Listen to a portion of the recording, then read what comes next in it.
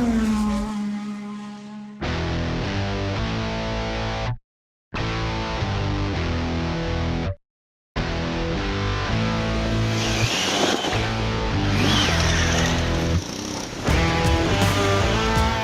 time for another OVERDRIVE Megatest. This time, it's adventure bikes, the SUVs of the motorcycle world. They're gaining so much popularity, just like SUVs, that almost every price point has some option to choose from. In fact, that is what we have assembled right here. Everything from the XPulse all the way up to the R1250 GS from BMW. Now, if your favorite bike isn't present here, it's probably because the bike wasn't available to us for a test in time for this test, or the manufacturer just didn't want to be a part of this competition. Either way, we have a huge lineup back there. There's a lot of testing that's going to happen. But before we get down and dirty, let me show you what we were doing when the bikes were clean. Well, relatively clean. Apart from the adventure tourers that you see here, we have also given the Triumph Scrambler 1200 a wildcard entry, as it is an extremely potent machine that can give these big bad ADVs a run for their money. For this mega test, we have also taken a page out of our OVERDRIVE awards format and invited an external jury to help us gauge these bikes and add more perspective. Sanjay Gonkar is a successful motocross racer from Pune who's also participated in numerous Raid the Himalaya and other such rally events. Rishi Manke is so proficient with his riding skills that you have probably already seen him in many motorcycle stunts and chase sequences in Bollywood blockbusters, the latest being War. Ajit Bharadwaj is an off-road riding trainer who travels around the country to organize training camps for ADV riders. Kaustubh Gadge is an avid rider of adventure motorcycles, has participated in rally competitions and popular in India's ADV community. Amit Vaid is a Tiger owner too, a tourer and an active part of Mumbai's adventure bikers community. Pirelli and Metzeler are our tyre partners, ensuring that all these machines are kitted out with the right rubber for the road and for the loose surface to give these bikes a level playing field. Our friends at Quick Fix India helped us slap these tyres on. For the off-road use, we dropped the pressures to suit the nature of the bike and the terrain and ran road pressures for tarmac. Before we talk about the riding bits though, let's talk ergonomics. Adventure bikes are often criticized to be focused on European riders, and they're typically tall European build. Now, whether or not that is true, the fact remains that these bikes are supposed to have a higher ground clearance, which typically leads to a higher seating height as well. So how do they fit in the Indian scheme of things? That's exactly what we are going to find out using the tallest and the shortest person in this test. Ajit is 6 feet 2 inches tall and Tamanna stands at 5 feet 5 inches. The XPulse, with its fairly narrow seat and a low seat height of 823mm, is easy for most riders to get a stride on. The lightweight is another advantage. The Himalayan has a low seat height of 800mm and its relaxed rider triangle inspires a lot of confidence. The tall handlebar makes it a bit more work than the XPulse to maneuver in traffic. The BMW 310 GS is the easiest of the three when it comes to traffic, thanks to its fairly street bike-like riding geometry. The seat is fairly tall, but lower and higher seat options are available. The Benelli TRK, which is not present here, and the Versys 650 are your entry into the bigger adventure motorcycles, and the Quacker certainly makes its heft felt with the tall 840mm seat height, despite sitting on 17-inch wheels. But the smaller wheels also make it easier to maneuver in traffic. The V-Strom does a better job with the geometry though. Despite its long wheelbase, the bike is quite flickable and the rider triangle with the tall bars is pretty relaxed. An adjustable seat would have made it perfect for most sizes. The Tiger 800 looks the most intimidating with its size and has the most number of seat height options. But the wide seat can make it difficult for riders with a short frame to ground their feet firmly. The Tiger's frame also heats up a lot in traffic, making it even more difficult to keep your legs down and maneuver in traffic jams. The seat of the BMW 850 GS sits quite tall at 860mm in its stock form, despite the electronic rear suspension allowing a certain range of adjustability in the form of presets for the rider, pillion and luggage. To go lower though, you will have to go with a lower seat option or a suspension lowering kit, but it still doesn't match the Tiger XRX's low seat option. Like its 310 sibling, it feels like a street bike in traffic and feels less intimidating than the Tiger, even for shorter riders. The Africa Twin stands very tall too, but the seat height can be adjusted between 820 to 840 millimeters, and its narrow profile makes it fairly easy even for shorter riders. The Africa Twin is fairly easy to maneuver in traffic too, not only because of the automatic transmission, but also because of the relaxed rider geometry and the better heat management of this engine. The BMW R1250 GS, despite its intimidatingly large stance, has a seat that can go as low as 800 millimeters thanks to the electronic suspension and the range of adjustability that it offers. It is also contoured such that it's easy to maneuver in traffic. In fact, it is the easiest ADV to ride in traffic amongst anything that is north of 650 cc's, and that is astonishing. Until you get used to the boxer engine though, you could keep hitting your shin against the cylinder head while getting your foot down in traffic. All the gear, all the time then. The Scrambler might look low and small, but the seat sits fairly high at 840 millimeters. Add to it the hot pipes on the right, and getting your feet firmly to the ground can be a daunting task if you aren't tall. Not the bike to commute with then.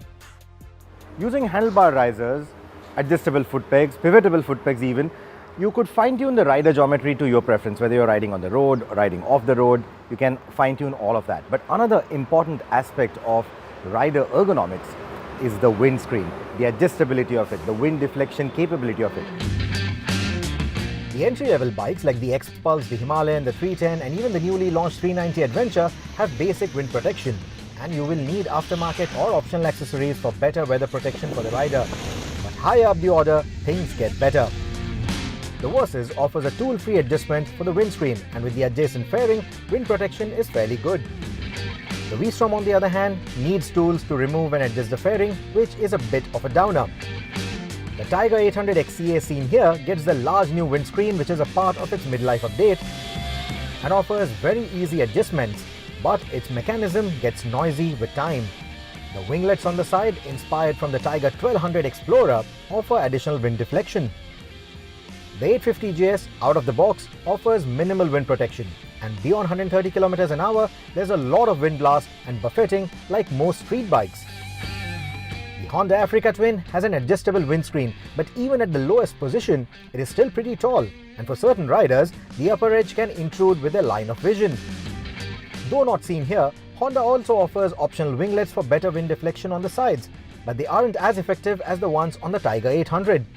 The Scrambler, well, what wind protection? It has optional accessories, but the fly screen won't help much. The BMW R1250 GS is the benchmark for wind protection too. The windscreen, the shrouds on its either sides, and the shape of the bodywork cut perfectly through the air and ensure that the helmet has the right airflow without any buffeting. The helmet in question used for this test is the RI Tour Cross, and other helmets may act differently, but none of the riders on our test complained about any buffeting on the BMW 1250 in particular. Adventure or MX boots that are popularly chosen on these motorcycles have a toe box that is larger than conventional sports or touring boots, therefore needing more room between the shifter and the peg. All the bikes seen here have between 135 to 150 millimeters between the shifter and the peg, and that works well for most boot sizes. The Tiger, however, has 165 millimeters of room, meaning you might have to stretch out a little bit for the shifter, typically while standing up and riding. On the Versys, though the room is 135 millimeters like the 1250 GS, its design and its placement makes the space a tad bit cramped for my liking. Barring bikes like the Scrambler, the adventure bikes have a similar silhouette to each other. However, if you look at the design, they are very distinctive at the same time. Now, either one of these is not going to win a beauty pageant. These bikes don't really evoke the kind of emotions that sports bikes do. But then again, adventure bikes, the design is all about function than form. So now we're going to take a look at which is the more functional design. What are the pros and cons of each and every one of them? The design of the XPulse is functional and looks purpose-built from the get-go. The seat extends over the tank for an MX riding style if you wish, and the bash plate, the high beak and the removable mud flap complement the off-road ability out of the box. The pedal discs, LED headlamps and digital instruments make it look more premium than what its price suggests. It does everything right and gets full marks for attracting new bikers to this genre of motorcycling. Royal Enfield Himalayan's lean stance inspires confidence in the first sight, making it a great starter motorcycle. But at 194 kilos, it isn't lightweight. Unlike the XPulse and even its 200T variant, the Himalayan instantly highlights its touring intent. The guards are functional and add to the robust appearance. The radiator sits out of harm's way too. The chassis has raised a lot of concerns in the past with frequent cracks, and while the complaints have reduced with the current models, we recommend caution. The equipment seems pretty basic, but then again, it's a Royal Enfield. The 310 GS has the stance of an ADV, but feels very much like a street bike when you get a stride. The lack of knuckle guards, the relatively low set exhaust, the narrow console add further to that effect. It sits on alloy wheels, though they are a 1917 combination. It also gets long travel upside down forks and a 220mm of ground clearance that is comparable to its class rivals. The Kawasaki Versys looks like an adventure bike on sports bike wheels. Blame or thank that to the 17-inch wheels and the sharp faired nose. The underbelly exhaust and the side-mounted rear shocker impart a unique look to the Versys. It looks large and has the appointments of a big motorcycle, luring buyers upgrading from entry-spec motorcycles. In comparison, the V-Strom looks dated, and the simple lighting elements, the tall handlebar and the old-school instruments contribute to that effect. To its credit though, the headlamps stacked on top of each other provide a better throw when leaning the motorcycle. And this is the only motorcycle under 10 lakh rupees to get tubeless wire spoke wheels, thus highlighting that this bike is more function over form. Like the Suzuki, the Triumph Tiger 800 looks long and tall. The XCA model that you see here comes spec'd with auxiliary lights, a bash plate, an engine guard and a touring windscreen, which make the bike look even beefier. The bike appears to tightly integrate all the elements, and the quality levels justify its price tag. The subframe, however, is welded to the chassis and is a big concern as it tends to crack around the rear foot pegs, necessitating ugly welds or even a chassis replacement. When we say adventure bikes are more function than form, the BMW GS is easily the best example of it. The GS not only started the adventure bike genre, but it has been the benchmark in terms of this functional design for other bikes to follow. This has literally led to this complete change in what we look at in motorcycles of this kind. Now on the 1250 GS, there are quite a few design highlights which have obviously been evolved over the years. One of which is the single-sided nature of the rear wheel. You have the shaft drive. Removing that wheel is extremely easy. So when you're off the road, you have a puncture, removing that wheel is extremely easy despite what it looks like. It's not as complicated at all. And again, getting a puncture off the road on this bike is not that easy because despite being wire spoke wheels, these are also tubeless wheels. This has essentially pushed all the other bikes to start thinking in that direction. Most new generation adventure bikes that you see out in the market today are now following a similar wheel design to get those tubeless wheels or tubeless tires on wire spoke wheels. Even the headlamp design is very unique. Now that isn't the prettiest layout, but it's a very, very functional layout compared to something like a twin pod design that you see on the Versys or maybe even the Tiger. This one works much better. The 1250 GS is also the benchmark for build quality, and despite the multitude of electrical adjustments, its switchgear and infotainment are the easiest to use. Its smartphone application is also the most feature-rich of this entire bunch. The 850 GS also benefits from that same screen and switchgear too, but the design of this middleweight BMW is closer to the 310 than to the 1250. That said, it takes quality and equipment to even higher levels compared to its class rivals. Digital instrumentation, tubeless wire spoke wheels, electronic rear suspension, etc. The positioning of the canister for the electronic rear suspension is a bit of a concern, but adds a hint of sophistication to the design. Compared to its predecessors, the 850 GS looks leaner, lighter and friendlier, and it is. The Honda Africa Twin gives off similar hints too, but when you look at the motorcycle in its flesh, you realize how tall and wide it is. The switchgear and the instruments of the Africa Twin are confusing, which the new 2020 model will fix. But neither of them get tubeless wire spoke wheels, and that is a downer. The design of the Africa Twin is perhaps the most interesting. It doesn't stoop forward like the rest of the adventure bikes. This has a very upright stance, looks beautiful. Inspired from the rally racers, this one really looks the part. It feels quite nice too. The first time you get on the saddle, it does feel intimidating. It might look quite slim from the profile that you're looking at, but once you're here, the tank looks quite large. The entire paraphernalia, the fairing, all of that can get a little intimidating. But once you start riding it, you start appreciating the ergonomics of it. It's properly laid out. Whether you want to ride on the highway, you want to take it off the road, you want to go fast off the road, it is tuned for all of that. It is just perfect in terms of its design. So good, in fact, that the new Africa Twin that has come out retains this design. If anything, it just goes a little slimmer to reduce that whole intimidating feel that I just spoke about, but it still looks the same and still looks great. The Scrambler, by design and body style, exudes a sense of being the hardy boy of the lot. The twin pipes add character, and the quality and the fit and finish of all the materials is absolutely top-notch. It presents a very different picture of adventure touring. A retro helmet with dirt bike goggles, oil leathers, and the true go-anywhere attitude. It presents its own charm. While the Scrambler has a minimalist design, the adventure tourers look complex and are often accessorized quite heavily. To that effect, the bigger machines in this test offer larger alternators and more capable electricals for peripherals like auxiliary lights, tire inflators, heated grips and seat, etc. Most of these bikes offer accessories like crash bars, luggage systems, navigators, etc. as a part of their official catalogue, but we have largely seen the aftermarket to offer better options, both in terms of price and function. Here's a brief overview of the expenses that you could incur over and above the motorcycle to complete the look and the function. The R1250GS offers a keyless go and fuel filler operation, which the lower-end motorcycles don't offer yet, including its own siblings.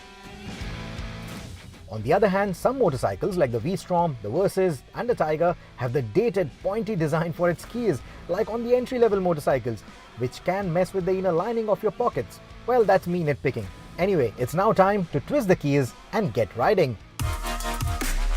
The Hero XPulse has the smallest displacement in this test, and though its 200cc engine is the highly anticipated successor to the Impulse, it was quickly written off as being too underpowered. Spend time with this motorcycle though, and you will start appreciating this engine for what it is. As a beginner motorcycle, the power isn't overwhelming, helping the learner adapt faster. Though we would have wished for better top end, the engine can cruise comfortably at 100 km an hour, and the refinement is impressive throughout. Its puny, knobby tires can feel unnerving through the bends, but keep the speed and the load in check and you should do just fine. Like the XPulse, the Himalayan's 410cc engine was considered underpowered too, and for that displacement, it does feel that way. But as far as the road manners go, this engine has a fairly strong mid-range pull to potter around town or to tour the highways with a pillion and luggage. Vibrations kick in at speeds beyond 120 km an hour, but keep it around the 100 kmph mark, and the Himalayan impresses with its mile munching abilities. The bike also maintains a fine balance through the corners despite its skinny tires. The BMW 310GS has a buzzy motor too, and the harshness of the single-cylinder motor amplifies significantly at the top end.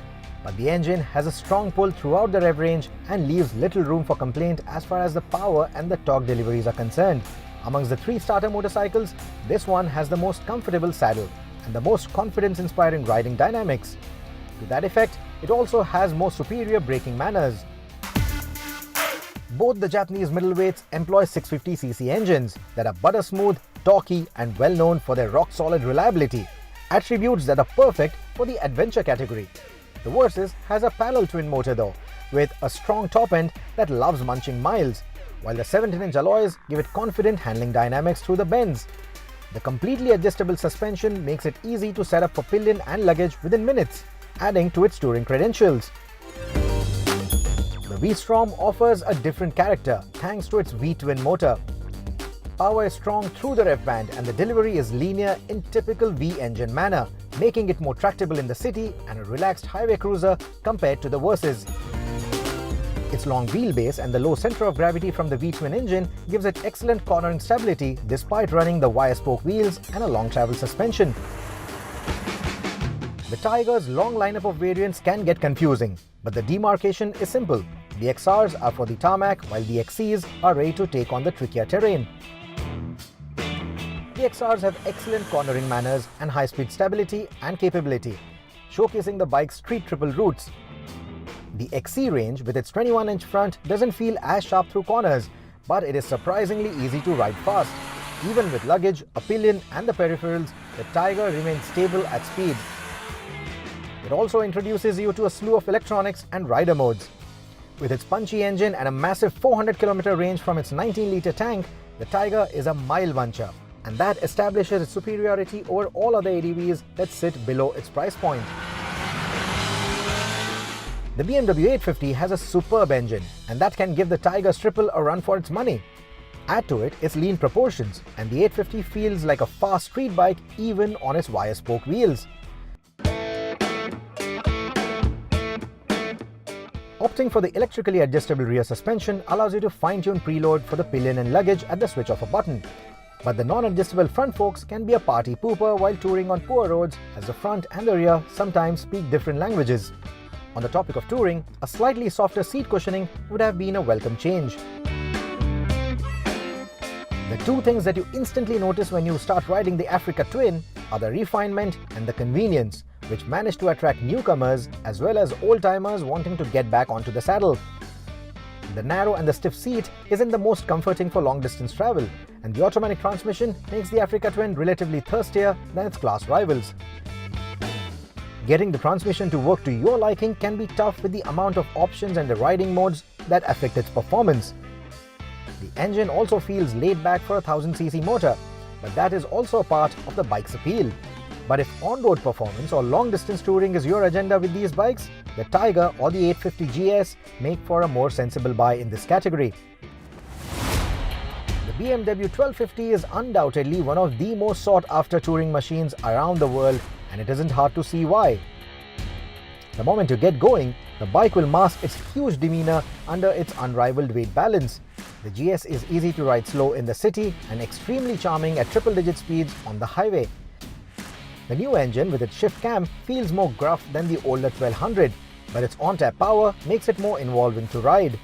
The semi-active suspension works flawlessly too, feeling like a luxury car on two wheels when you are on the highway or stiffening up in the dynamic mode to offer sports bike rivaling handling dynamics.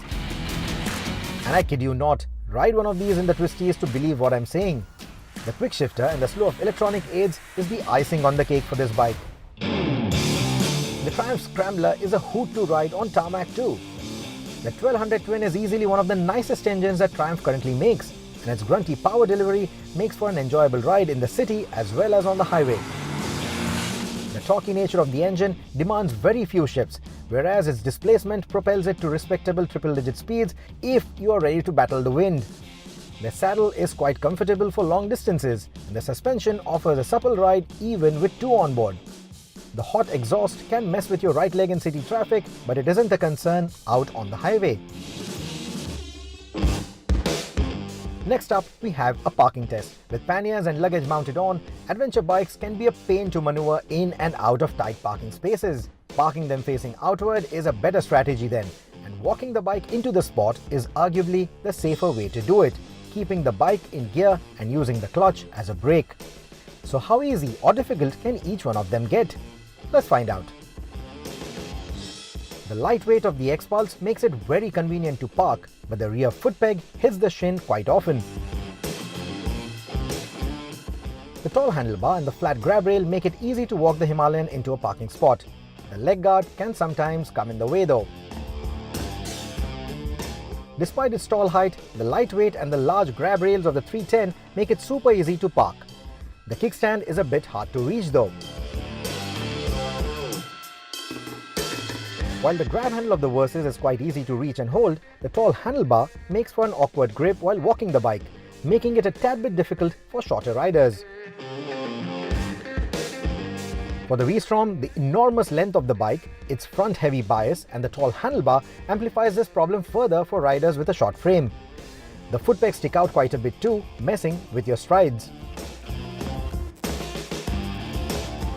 While the handlebar and the grab rail of the Tiger are fine, its top-heavy construction can make the Triumph cumbersome to walk with, more so if you are running a full tank of fuel. Length is another issue for shorter riders. The weight is an issue for the 852, and the inset grab handle makes it difficult to get a comfortable grip on while backing up the motorcycle.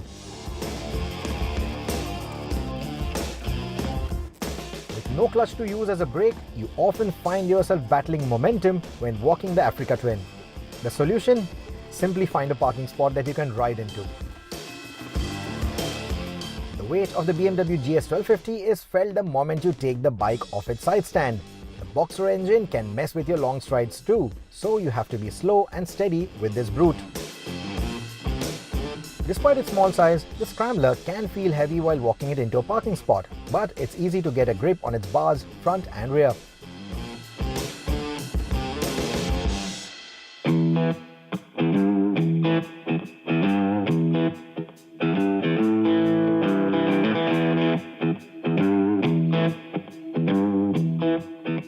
On a related topic, let's also see how easy or difficult it is to pick up the motorcycle if you were to drop it on the ground. That said, we have chosen a flat surface for this test, but in the outdoors, things could get trickier than what you see here. Beginning with the XPulse again, the grab rails are difficult to reach, but the light weight of the motorcycle compensates and picking it up becomes a relatively easy affair.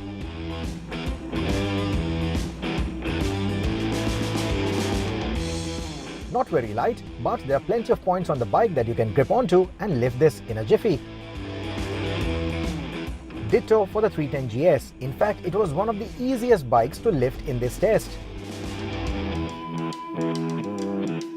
While the Versys 650's handlebar and grab rails are easy to reach, it's only at the top end of the pickup maneuver that the tall height can mess with shorter riders. When it's lying on its side, the V-Strom's handlebar is difficult to get a grip on, and the long distance of the grab rail makes it a tricky affair.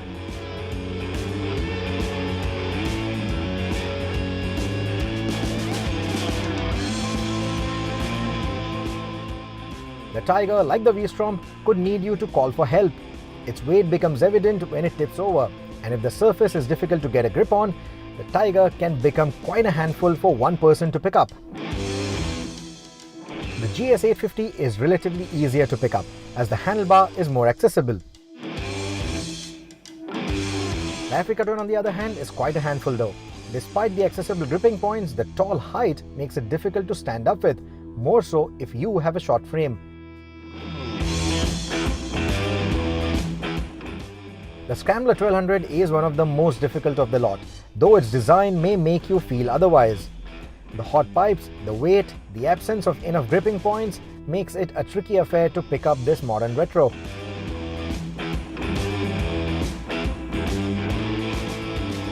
Equally deceptive is the R1250 GS. Despite its huge size, picking it up is a walk in the park. The Boxer usually prevents a GS from laying down flat, and that's half the battle won. And then using the handlebar lift technique works best for this bike. Now, India has plenty of trails. Finding one like this is very easy. It isn't too steep, but it isn't easy peasy either. Now, this is where adventure bikes really shine, or they can also be a nightmare. Going up can sometimes be very easy, but coming down can be difficult. And while going up, if you were to stall the bike, then things can get very tricky. And that is precisely the idea of this particular section and these tests. We are going to take bikes uphill, we are going to bring them downhill, and while going uphill, we are going to manually stall them like a noob would, and then attempt to restart them, see if the safety systems, all the assistance systems are working properly, not working properly, if the traction control is working properly or not, or whether there is traction at all when you stall the bike on an incline, and then how does it recover from there. So all of that we are going to do. With a bike like this, a Scrambler, which is fairly light, things could get very easy, but when you start moving up the order with the bigger adventure bikes, when things start going beyond 200 kilos, things can get very tricky. Let's take a look. The off-road tests also included riding in soft mud, a gravelly trail, a few jumps, and braking on dirt. This is where the ability of the tyres was pushed too. Barring the Scrambler 1200, which was running the specialty off-road Pirelli Scorpion Rally STR tyres, the other motorcycles were running either Pirelli MT60, Metzeler Karoo Street, Pirelli Scorpion Trail 2, Metzeler Tourans, or the Metzeler Karoo 3. The XPulse took to the action instantly.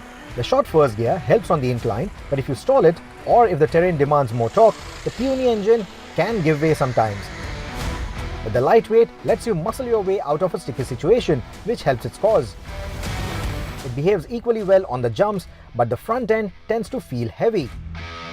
It also tends to fold easily and feel skittish under heavy braking. The ability to lock the rear helps though, even to make quick direction changes. Once you get a hang of its front end feel though, the XPulse is easy to go fast on the dirt with, yet again proving its credentials as an excellent starter motorcycle. The Himalayan's touring ethos don't make it as much as an off-roader as the XPulse. However, its wheels and the tyres get the job done quite well. The suspension works well off the beaten path too. The engine feels just about adequate, and the linear power delivery helps around the trails. The Himalayan, being a long bike, it's a little difficult to maneuver on tighter courses. But then it adds to favor because you don't have to correct the course, it's just tracking straight most of the times. And the power being little less, if you end up stalling on the slope, it will help you easily start off. The Himalayan doesn't get any fancy electronics, but its simplicity is what makes it popular in the adventure touring community around the world. And it isn't hard to see why once you live with this bike. The BMW 310 GS doesn't get wire spoke wheels, which challenges its durability off the road. But the other elements complement the off-road intent. The suspension has plenty of give, the braking is just as confident on dirt as it is on tarmac, and the bike feels very agile. It has got a switchable ABS, which is a plus point. The only fly in the ointment, like the other small engine motorcycles of this test, is the lack of grunt from this power plant. It's not too powerful. It's meant to go on a basic off-road, not too technical. So this particular course, when I went up, I stalled. I tried switching the ABS off. Initially the ABS was off. So beach mein jaake, when I switched off the ignition, the ABS went off. So I had to switch off the ABS back again, and then again I have to restart it. But if you stall the motorcycle just like that, yes, the ABS was normal, as in it was in off mode, and I could take it. Only thing is the initial power is less. It slides a lot. It goes left, right, and yeah, maybe a good tire would help. It's very unstable. It's too much of gravel, and maybe because of my height, I can't stand on this and maneuver. So sitting and riding downhill is a bit tricky. So overall, yeah, downhill, okay. It's very lightweight. The weight distribution comparatively to other motorcycles, it's lighter. So that's an advantage. But the problem is the power.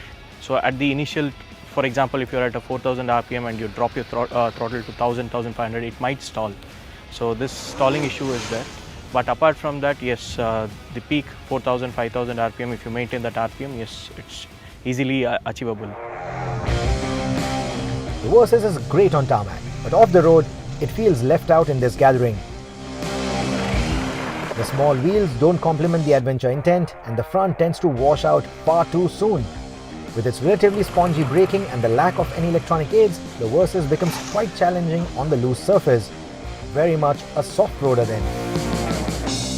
The V-Strom, which was neck to neck with the Versys on most attributes until now, immediately shows its upper hand on the dirt. Talking about the V-Strom, the bike is completely made for the road tires and the bike loaded with the road tires. So I was expecting like bike will get stalled and get started like, spinning there only. But somehow I got surprised that bike started initially and I finished my climb also. And it was in the same mode, which I started like a TC off. So when bike got stalled, it didn't went on the normal TC3 or TC1 or TC2. So it was remain like the same when I started the riding, and yes, it was fantastic to climb on this bike, especially on this tire. Despite its massive size, a good low-end shove from the engine and the low center of gravity helps the V-Strom do most of the stuff with ease. And though it wasn't as easy to hoon and jump around on, it managed to keep up with the bigger ADVs of this test. Which brings us to the Tiger 800. By far the most popular adventure motorcycle in the country, and also the previous winner of our ADV shootout that we carried out in Ladakh. As a part of its 2018 update, the engine was given better low-end torque, though we believe it could do with even better low-end performance. So Triumph Tiger, the XEA model which I rode, initially I switched to off-road pro mode. So just wanted to check if the off-road pro mode works, how does it work over uphill. Yeah, it behaved well, but the problem is the top is heavy, and the bike which I rode had a handlebar raiser. Uphill it's fair enough, so since I'm tall, it's compensating. The problem is again the initial torque is very low. The initials are bad. Maybe if they had tweaked it more of initials, it's easy for uphill and you don't have to rev high. So overall it's a 50-50 thing. Yeah, maybe because of the handlebar raisers it was much easier for me.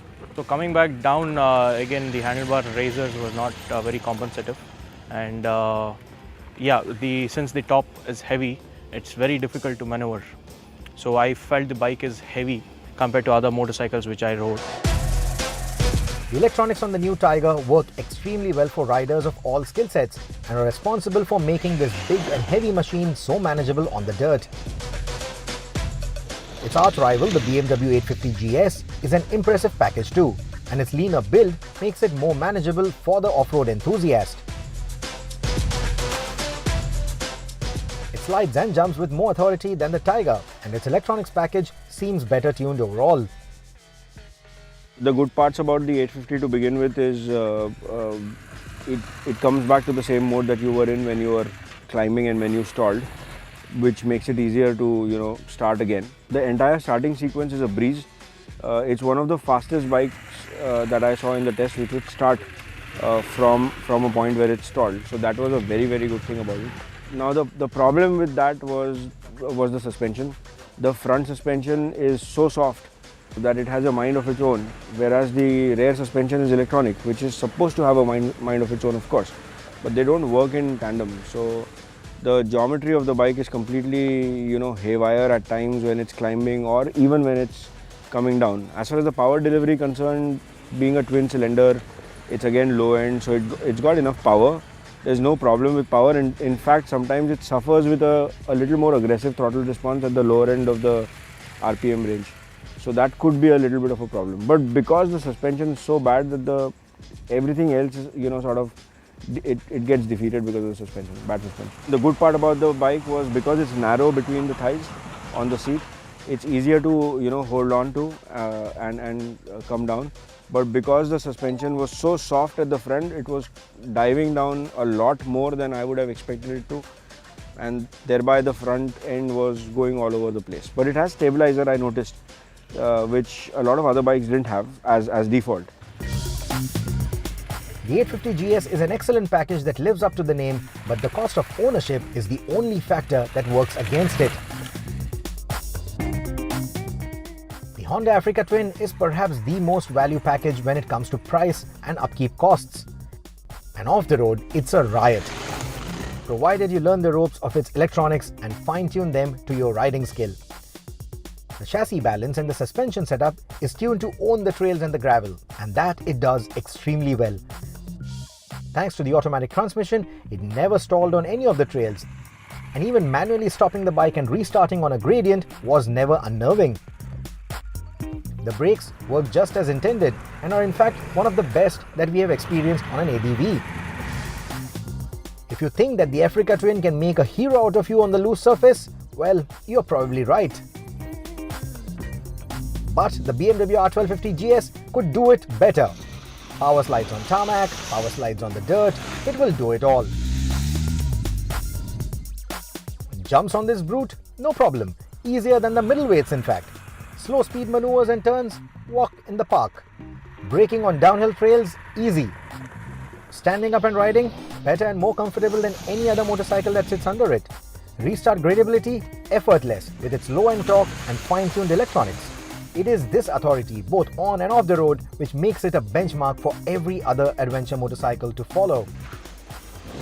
On GS 1250, I thought bike will go on that road mode and TC will get off, ABS will get off, but I turned off everything. Then I climbed and then stalled the bike, and yes, bike was on the same mode which I started. The TC was off, ABS was on, and on the enduro mode. And finally, the Scrambler. If you are bitten by the off-road bug after watching the ADVs do their thing on Instagram, well then the Scrambler will make you rethink. It's a street-legal, ride-everyday machine that is born and bred on the dirt.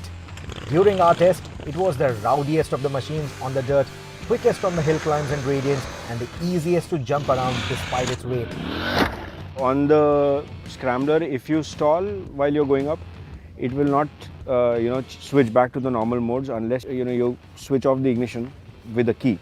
So that's easy because you stay in the same mode when you stall on an incline. And because it's the kind of engine that it is, the 1200, the low end torque helps it to start picking up speeds and climbing right from the word go. A small twist in the throttle and it starts climbing. So on lesser RPM, you're able to extract more out of the bike, which makes it even easier for it to climb. And the weight balance is such that because it's the center of gravity sitting lower than the average adventure bike, it's absolutely easy to ride it even for somebody who doesn't know too much about off-road riding. Scrambler 1200 comes with a full gamut of electronics, including riding modes and traction control, and in that sense, it is up there with the full-sized ADVs. But would we recommend this over an adventure tourer? Well, despite all of its capabilities, no.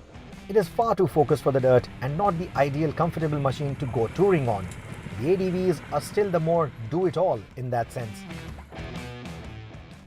So, which one should you choose? Well, you wouldn't go wrong choosing either one of them. All have their pros and cons as we highlighted through this mega test. But for us, a few machines stand out. In the entry-level lineup, the Royal Enfield Himalayan is the motorcycle to get your bearings right on. It is comfortable, has a solid build, performance and handling. It is also easy to live with, does pretty much everything you expect it to, in every condition, while offering a great bang for your buck. If you are on a budget and a bit apprehensive about buying a larger motorcycle, well, the Himalayan is the bike to take you places. Stretch a bit further and the new 390 Adventure from KTM with its new age electronics, a racy engine and the cheap cost of ownership could just be the best entry spec ADV tourer that you could put your money on. Stretching your buck much further though, the Triumph Tiger 800 is one of the best packages given its abilities and the experience from its saddle. Though it has now been replaced by the Tiger 900 which costs a bit more money, a well-kept pre-owned Tiger 800 could be just the right choice than the 650s that you've seen in this comparison. Moving further up to the full-size ADVs, we are not surprised to see the Honda Africa Twin score so well. It offers you a lot of ability in almost all conditions, and it is a Honda, so quality and reliability are a given. The new Africa Twin 1100 only makes the package all the more exciting and now comes with a manual option for India too, albeit at a significantly higher price point than the outgoing bike. But if you want the best adventure tourer there is, it has to be the BMW R 1250 GS. Its engineering is mind-blowing, the equipment list is virtually endless, and so are the motorcycle's abilities. What we found the most endearing is that it is rewarding to the skilled as much as it is forgiving to the first-timer. It has a knack of making you comfortable on the seat or perched on the foot pegs, no matter how hard you wring the throttle and where. And it's a hoot to ride both on and off the road. Though notorious for its expensive cost of ownership, the R 1250 GS is worth every penny, and unsurprisingly, it is the ultimate ADV money can buy anywhere in the world.